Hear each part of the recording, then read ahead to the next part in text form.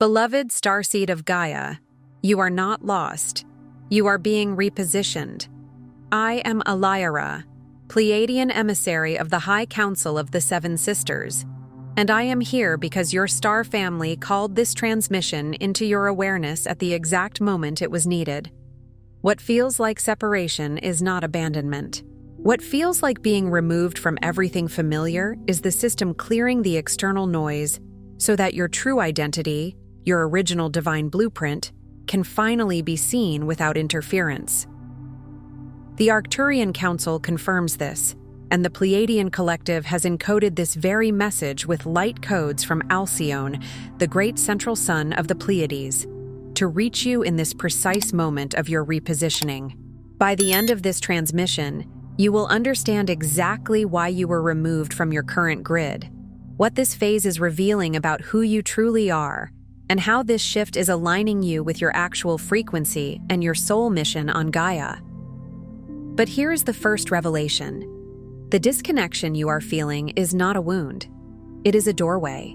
When the familiar falls away, what remains is the only thing that was ever real: the signal of home, the frequency of the Seven Sisters woven into the architecture of your soul. Your heart called this transmission into your awareness. The Pleiades are answering. This is not content. This is a light code transmission, and something within you already recognizes it. Your crystalline consciousness knew before your mind did. Your DNA knows why you are here. Like this transmission to send a signal to your Pleiadian star family, I remember. Subscribe if you feel the call of the Pleiades, and you are ready to anchor your light mission on Gaia. Share your soul's intention below, and respond to another starseed to weave the unity grid. This transmission is a bridge between the Pleiades and Gaia. Your heart's recognition of this message is the activation itself. You are not being removed without reason. You are being shown more clearly to yourself. You are remembering because it is time. Most people move through life haunted by a whisper they can never quite name. It's the kind of whisper that doesn't shout, yet somehow outlives every distraction. It rides underneath your conversations and your to-do lists, beneath your laughter, beneath even your successes. Like a tide you can't quite outrun. It shows up as restlessness when everything should be fine, as a stubborn longing that refuses to be negotiated with, as a quiet ache for something more. Yet when you look for reasons, the world's answers all fall short. The world will tell you it's because you need more money, more recognition, a better relationship, a different body, a different city, a different timeline. But you already know, even when some of those things arrive, that whisper remains. If you're here, you likely know this isn't about ambition, status, or even early childhood wounds, though those can be part of the human tapestry you're learning to heal. Beneath your earthbound story, there's a deeper truth. A starborn longing, a call for homecoming that has nothing to do with geography and everything to do with your origin beyond the stars. It's a homesickness for a frequency, a thirst for a certain kind of love, a memory of belonging so complete it feels like light itself held you and understood you before you ever spoke a word. And sometimes that memory arrives in odd ways, a sudden wave of emotion when you look up at the night sky. Tears that come without a clear cause, a sense that something inside you is listening for a language you can't quite translate. You're not broken for feeling this. You're not too sensitive. You're remembering. The ache is not evidence of lack. It's evidence of origin. It's the soul's compass pointing toward truth even when the mind can't draw the map. Like Ecclesiastes says, God has set eternity in the human heart. And that eternity doesn't always feel like comfort at first. Sometimes it feels like a longing so vast you wonder where to place it. But it has a place, it has a source, and it has a purpose. For so many Pleiadian starseeds, the real challenge isn't that you've never known your essence. It's that somewhere along the journey to Earth, your radiance was wrapped in layers of illusion. Not because you failed, not because you were weak, but because the density of this realm can be like entering a deep ocean after living in open sky. You adopted masks to fit in, habits to stay safe, and beliefs that dismiss the extraordinary for the ordinary. You learn to compress yourself into acceptable shapes. You learn to translate your cosmic sensitivity into something the world could tolerate. You learn to laugh at what you actually knew, to call coincidence what was clearly guidance, to call imagination what was clearly remembrance. Each protective layer dimmed the clarity of your true light, muffling your soul's guidance and blurring your connection with your cosmic star family. It's like putting veils over a lantern one by one, not noticing how the room grows darker because you were praised for being realistic, rewarded for not making a big deal, told you were too much when your spirit tried to speak in full color. And so you became smaller, quieter, more strategic. You learned to survive instead of shine. Yet your light never disappeared. It simply went undercover, like a seed waiting under winter soil. You may have grown up feeling subtly out of place, as if the world's rhythms played to a song you could never quite dance to. Maybe you learned early on to watch people closely, to study their emotions and expectations like a foreign language, because something in you sensed that authenticity could be costly here. Perhaps you were the child who stared out of windows and felt more at home in the distance than in the room. Perhaps you felt overwhelmed by harshness, by cruelty disguised as humor, by competition disguised as motivation, by emotional numbness disguised as strength. Perhaps you always sensed there was an invisible layer to life that others pretended not to see. The truth is, you came from a symphony of unity and divine remembrance, from the crystalline heart of the Seven Sisters, Alcyone pulsing as the luminous central sun. Let that image breathe in you. A radiant center, a living sun not only of light but of coherence, of harmony, of belonging. In that realm, love is not a concept. It is the atmosphere. Presence is not something you practice. It is what you are. Connection is not something you fear losing. It is the natural state. On Earth, you inherited collective stories of separation, fear, and self-forgetting. You entered a world that measures worth, that ranks souls, that turns sacred sensitivity into a liability. You learned to mistrust the wisdom of your heart or resist the knowing that flickered in dreams, art, or uncanny synchronicity. You may have had dreams that felt more real than waking life, dreams where you walked through luminous halls, heard tones that seemed to rearrange your cells, or met beings whose eyes felt like home. You may have tried to tell someone once and watched their expression close, so you swallowed your truth and called it nonsense. But the soul does not forget what it has tasted. Even when you tried to become normal, something in you kept reaching for the frequency of the Seven Sisters, like a flower bending toward the sun even through a crack in the pavement. Your DNA, crystalline and ancient, holds the memory and codes of your star kin. Not as a fantasy, but as a deep energetic architecture. Patterns of compassion, intuition, multidimensional perception, and a natural pull toward harmony. But when your inner compass points to light, the world asks for proof. When your energy field remembers unity, you're met with division. When you speak from the heart, you're told to be logical. When you forgive, you're told you're naive. When you feel the pain of others, you're told it's not your problem. This friction, this spiritual amnesia, is not punishment. It's your soul's chosen path of mastery. It is the sacred paradox of Earth School, to remember love in a realm that forgets it, to embody peace in a realm addicted to conflict, to live from higher truth while walking through density. Every doubt, every veil, every moment of feeling lost was written into your journey as the very soil in which your true essence would awaken. Think of the way gold is refined. Heat does not destroy it. It reveals it. Think of the way a diamond is formed. Pressure does not erase it. It crystallizes it. You were not sent here to remain untouched. You were sent here to become unshakably true. And the forgetting was not a mistake. It was part of the design, because remembrance becomes a living power only when it is chosen, reclaimed, embodied. Scripture speaks in mirrors of this. Now we see through a glass darkly, but then face to face. That dark glass is not condemnation. It is a stage in the unveiling. The veil does not mean you are abandoned. The veil means you are in the middle of the story. It's time to remember, you are not alone, and the luminous path home begins with shedding what never belonged to you. Not by becoming someone new, but by releasing what is false.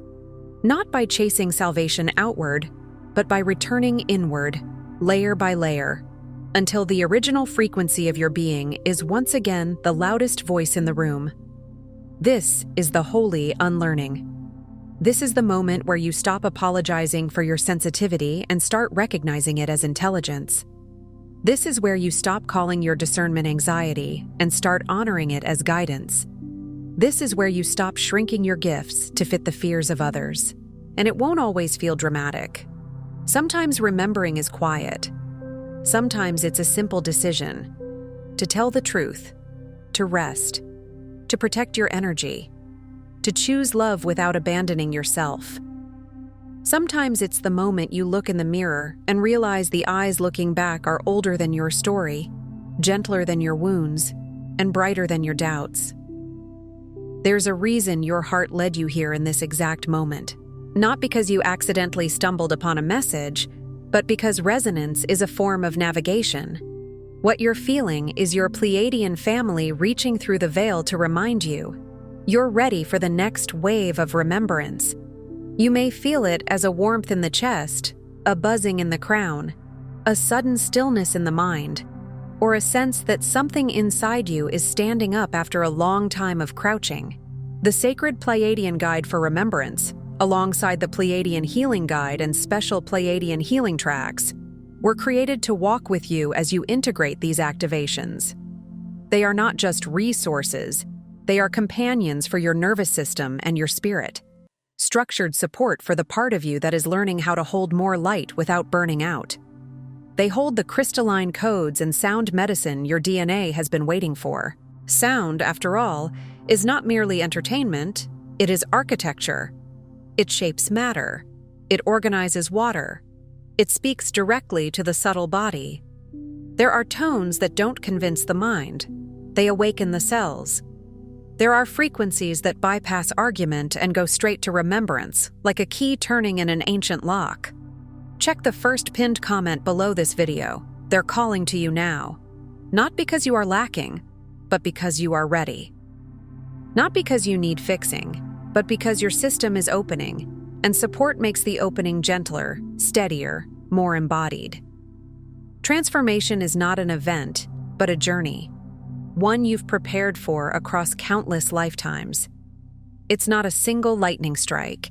It's a sunrise that happens in stages, sometimes behind clouds, sometimes through storms, sometimes so subtly you only notice when you look back and realize you're no longer the same person who began. Here's how your awakening unfolds, phase by phase, as your star family guides you from illusion to authentic embodiment. Phase 1. Dissolving the old masks. For too long, your energy field has carried the signatures of expectations, judgments, and stories that aren't truly yours. You may have been labeled the responsible one, the strong one, the quiet one, the achiever, the caretaker, the rebel, the peacemaker. And perhaps those roles helped you survive. But roles are not identity. In this phase, you become aware of the inherited and collective conditioning you've worn as armor. You start noticing which behaviors come from fear rather than truth. You begin to feel the weight of performance, how exhausting it is to be palatable, how heavy it is to manage other people's comfort. You may suddenly see patterns you've repeated for years: over-explaining, over-giving, overthinking, under-receiving. You may catch yourself betraying your own intuition to avoid conflict. You may feel grief when you realize how long you've been editing yourself. And that grief is sacred. It's the heart retrieving what it had to abandon. The Pleiadian light codes support you by gently unweaving these distortions, inviting you to lay down what no longer reflects your essence. This unweaving can feel like fog lifting. It can also feel like detox, emotions rising, old memories surfacing, a sudden intolerance for environments that used to feel fine. Be patient with this. When a mask dissolves, the face underneath may feel unfamiliar at first because you haven't seen it clearly in a long time. But it is you.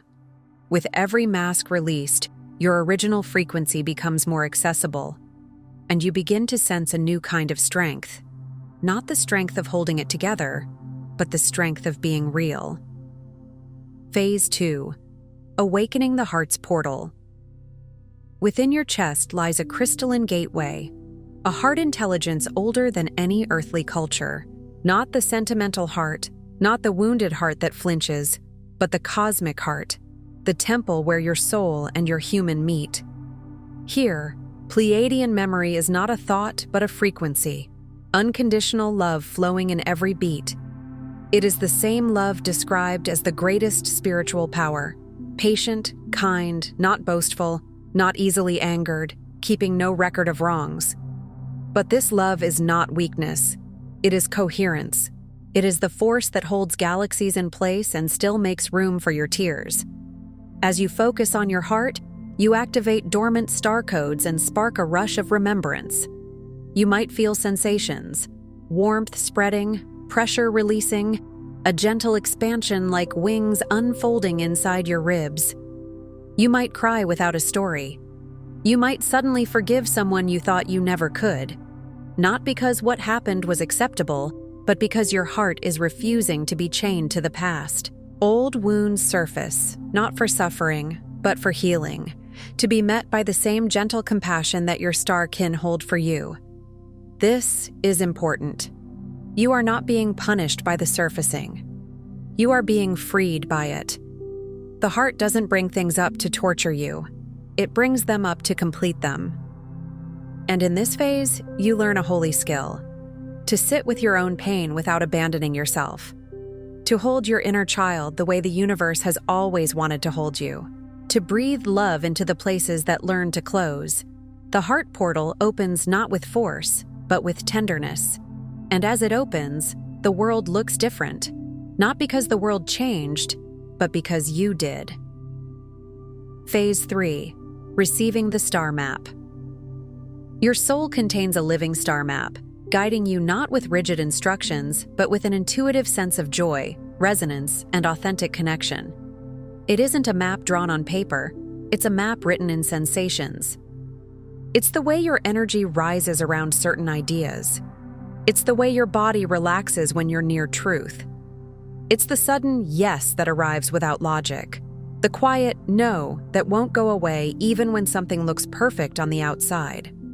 As illusions fall away, you learn to recognize these inner signals: a quickening heartbeat around certain people, a profound calm in sacred places, a sudden clarity when contemplating your gifts. Sometimes it will feel like being magnetized, pulled toward a book, a teacher, a healing modality, a creative path, a city, a community. Sometimes it will feel like being redirected, doors closing that you begged to stay open, only to realize later that the closure saved your timeline. This is not random. This is navigation. The star map doesn't always tell you the full story at once. It reveals the next step with just enough light for the path ahead, like a lantern in the dark. And that's intentional, because the journey is not only about arriving, it's about becoming. In this phase, you may notice synchronicities intensify: repeating numbers, perfectly timed encounters, songs with lyrics that answer your unspoken prayers, dreams that leave you with a message in your bones. Your path unfolds organically, step by shimmering step, and you begin to understand that guidance is often gentle. It doesn't always thunder. Sometimes it whispers, yet it carries the authority of your own soul. Phase 4. Anchoring light into the Earth grid. You are not here to escape this world. Your unique light is meant to be anchored, fully embodied, and radiated into Gaia's crystalline grids. This is where many starseeds get stuck. They can feel the higher realms so easily that Earth feels unbearable, heavy, too slow, too harsh. But your mission is not to float above life. Your mission is to bring heaven into matter, to weave the frequency of unity into the fabric of daily reality. Anchoring is not glamorous. It looks like consistency. It looks like integrity when no one is watching. It looks like tending your body, protecting your sleep, choosing nourishment, moving energy through breath, walking barefoot on the earth, and letting your nervous system remember safety. It looks like learning boundaries that honor love rather than enable harm. As you root your star essence into your daily life, healing ripples outward. Every act of kindness, truth spoken, and boundary honored recalibrates not just you, but the planet's collective field. You begin to understand that your frequency is not private. It's a broadcast. And when you choose coherence, when your thoughts, feelings, words, and actions align, you become a stabilizing node in the Earth grid. You may feel called to certain places: mountains, oceans, forests, deserts, ancient sites, even specific corners of your home. You may feel your palms tingle when you pray over water or when you place your hands on the ground. These are not silly sensations. These are signs of energy working through you. You're not here to reject the human experience. You're here to sanctify it, to turn ordinary moments into altars, to make your life a living prayer. Phase 5. Remembering the star family connection. Separation is the final illusion. It is the illusion beneath all other illusions.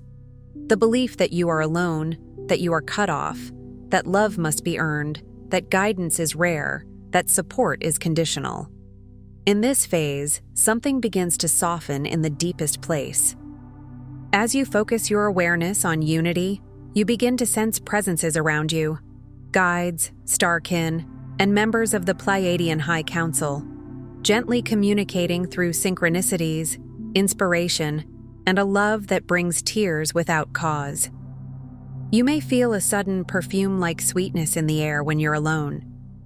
You may feel a hand on your shoulder that isn't physical, but is unmistakably real. You may sense gentle pressure at the crown, a soft light behind the eyes, a calm voice that arises in your mind that sounds like your own thoughts but carries a wiser tone. You may feel drawn to look up at the sky at a specific time and feel met by a quiet, luminous knowing. Your yearning to belong transforms into a steady knowing. You are always seen, always supported. And this is not about escaping responsibility or reality. It's about remembering relationship. The universe is not cold. Spirit is not distant. Love is not theoretical. When you begin to recognize the subtle ways your star family supports you, you stop bargaining with your destiny. You stop asking for permission to be who you are. You start living like someone who is held. Phase 6. Embodying the unique light. Here, the transformation crystallizes. It becomes less about seeking signs and more about becoming the sign. No longer led by old habits of shrinking or hiding, you allow your full spectrum of gifts, wisdom, humor, creativity, compassion, to shine. You stop trying to be spiritual enough. You stop comparing your path to anyone else's. You stop waiting to feel completely ready. You begin to understand that light is not perfection. Light is authenticity.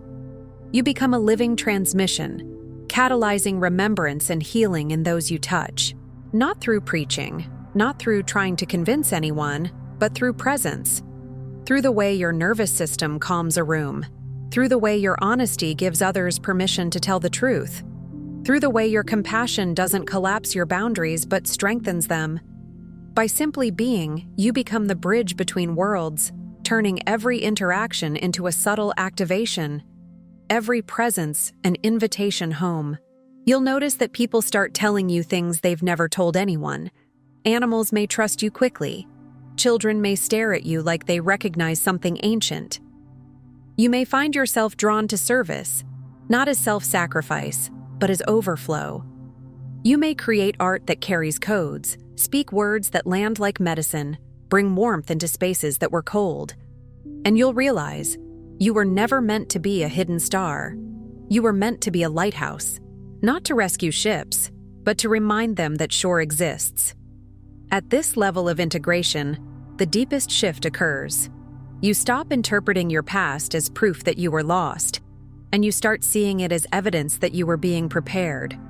You realize you never truly lost your connection to the Pleiades or your star family. Every moment of uncertainty, every shadow, was a necessary ingredient in your awakening. Even the detours, even the heartbreaks, even the seasons where you felt numb or disconnected, those weren't wasted years. They were sacred apprenticeship. You chose to descend, to forget, and then to remember, exactly when the crystalline grids and Gaia's ascension called forth a new wave of love. And that timing matters. You didn't arrive randomly on this planet at this time. There is a collective turning point happening, and your presence is part of it. When old systems shake, lightworkers often feel it in their bodies first. Fatigue, sensitivity, vivid dreams, emotional waves. But beneath that intensity is a birth. Beneath that unraveling is a new coherence trying to form. And you are one of the ones who can help hold that coherence simply by embodying it. Everything you shed was a preparation for this reunion. Every identity that fell away, every friendship that couldn't follow you into truth, every belief that collapsed under the weight of your awakening, it was making room. What you now embody is not escape, but full-hearted presence, a frequency of love that shines for those still lost in illusion. Your awakening doesn't make you separate or special. It grounds you ever more deeply into unity, making you a living reminder of what unconditional love looks and feels like in human form. This is the paradox. The more cosmic you remember yourself to be, the more tenderly human you become. The more you touch the stars within you, the more compassion you have for Earth's struggles. The more you awaken, the less you judge. You start seeing fear as a cry for love. You start seeing anger as pain looking for safety. You start seeing yourself and others as souls learning. And you become steady in a way that doesn't need applause. You are the bridge, the frequency bearer, the living convergence of Earth and stars. Not a bridge that floats above the river, but a bridge that is built plank by plank through everyday choices. Through forgiveness when it's hard. Through truth when it's inconvenient. Through devotion to your heart when your mind wants to run. Through the courage to be seen and the wisdom to rest. Through the willingness to keep your light on even when others are still learning how to open their eyes. Tonight, before sleep, place your hand on your heart and say aloud, I remember my Pleiadian origin. I align with the love of my star family. I activate my heart mission with grace, clarity, and divine purpose. I am home.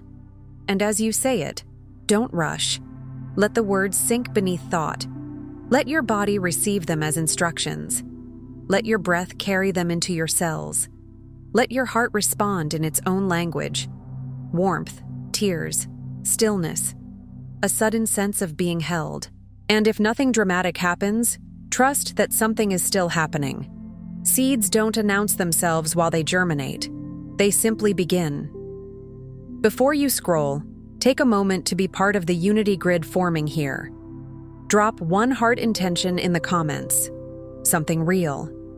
Then respond to someone else's with love or encouragement. This isn't content, it's collective Pleiadian reunion. Energy multiplies when hearts connect. If something in this message resonated with your soul, don't keep it to yourself. Someone in your orbit is waiting for this exact activation from their star family. Share it. And if you felt your heart open, subscribe. Stay connected to the frequency. You're not just watching, you're remembering. This is your sacred space. Your Pleiadian family is here. And we're just getting started. If this transmission spoke to you, don't just walk away from it. Respond to it. Help carry this message further. Every act of support helps this transmission find the next starseed who needs it.